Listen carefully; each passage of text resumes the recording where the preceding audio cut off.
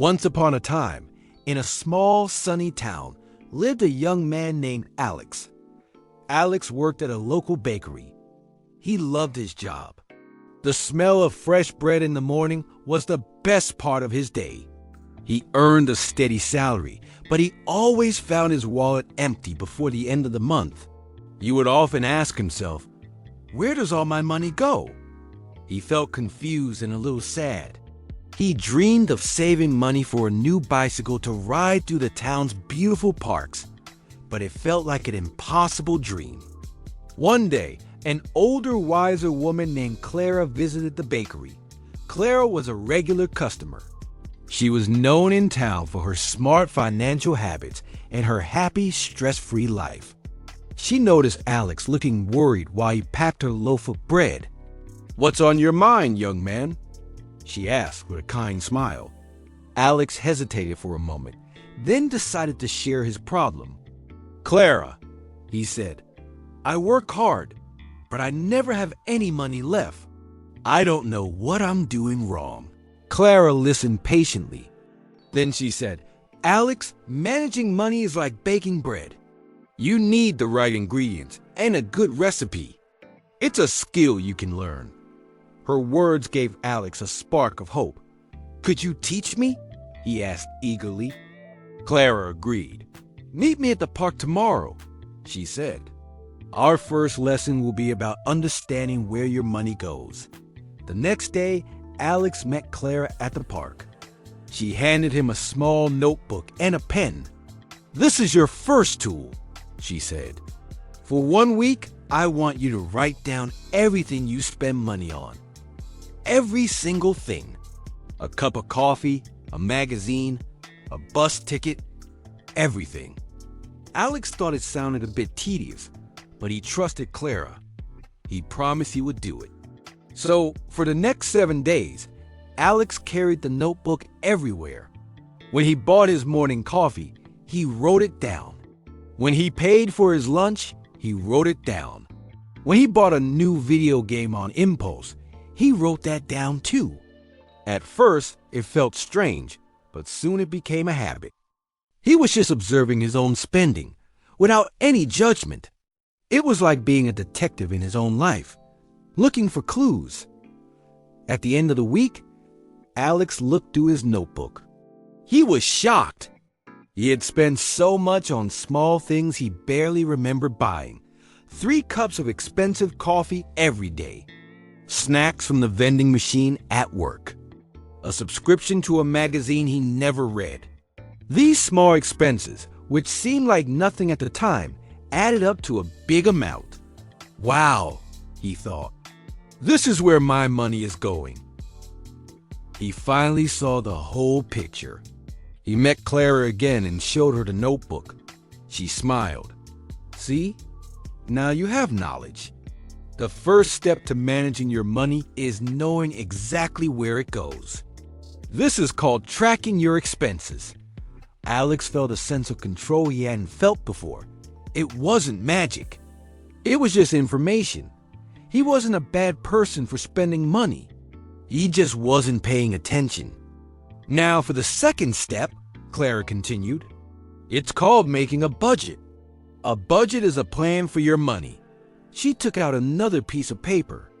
At the top, she wrote income, and below that, she wrote Alex's monthly salary. Then, she drew 2 columns below it. One she labeled needs, and the other she labeled wants. "Needs are the things you must have to live," she explained. "Things like rent, food, electricity, and transportation to work."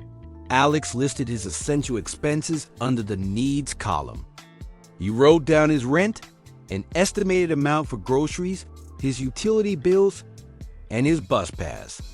The total was a significant part of his income, but it was less than he had imagined. "Now, for the wants column," said Clara. "These are the things you enjoy but don't absolutely need, like eating out, new clothes you don't need, or entertainment." Alex looked back at his notebook from the past week.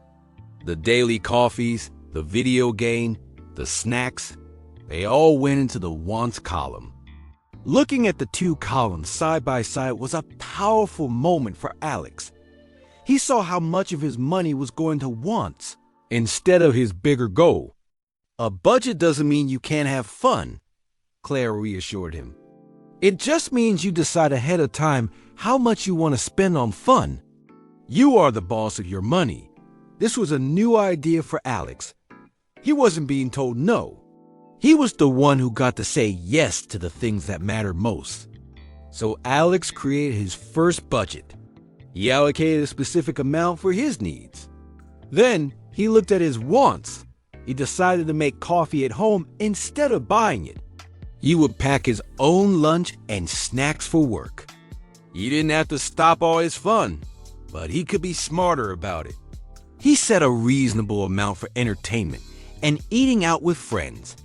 There's one more important category, Clara said, pointing to a blank space on the paper. She wrote the word savings. This is the most exciting part. This is money you pay to your future self, for your dreams, for your bicycle. She advised him to set aside a part of his income for savings first, right after he gets paid. This is often called the pay yourself first method. Even a small amount is a great start. Alex decided to put 10% of his salary into a separate savings account. He went to the bank and opened one. He even named it Bicycle Fund. Every payday, the first thing he did was transfer that 10% into his bicycle fund. It felt amazing. He was actively working towards his goal. The first month with the budget was a challenge. Alex was tempted to buy a fancy new jacket he saw in a store window, but then he thought about his bicycle. He took a deep breath, remembered his plan, and walked away. Instead of feeling deprived, he felt proud. He was in control. He was choosing his dream over a momentary desire. Slowly but surely, things began to change. Alex's bank account, for the first time, wasn't empty at the end of the month. He had money left over, and his bicycle fund was growing. He checked it every week, and seeing the number go up motivated him even more. He learned to find joy in simple, free activities, like walking in the park or borrowing books from the library instead of buying them. He still enjoyed life. He would meet his friends, but instead of expensive dinners, they would sometimes have a picnic in the park. He still bought things he wanted, but now he planned for them. If he wanted a new video game, he would save a little from his wants budget for a few weeks. The purchase felt more special because he had worked for it. After 6 months of following his budget and saving diligently, the day finally came. Alex walked into the bicycle shop and bought the shiny red bicycle he had been dreaming of. It wasn't an impulse buy. It was a goal he had set and achieved. Riding it for the first time was the best feeling in the world. He felt the wind on his face and a huge smile spread across his lips. He rode his new bike straight to the bakery to show Clara. She came out beaming with pride. "You did it, Alex," she said. "You see, you were always capable. You just needed a recipe." Alex thanked her from the bottom of his heart. Clara's simple lessons had completely changed his life. He wasn't just the owner of a new bicycle. He was the master of his own finances. He felt confident, secure, and optimistic about his future. He knew he could now save for anything he wanted. Maybe a vacation next. The possibilities were endless. And so, Alex learned that managing money isn't scary or complicated. It's about being mindful, making a plan, and staying disciplined. It's about choosing your dreams and taking small, steady steps to make them a reality. Just like baking the perfect loaf of bread, it takes a little practice, but the result is wonderfully rewarding. Thanks for watching our story today. We hope Alex's journey inspires you.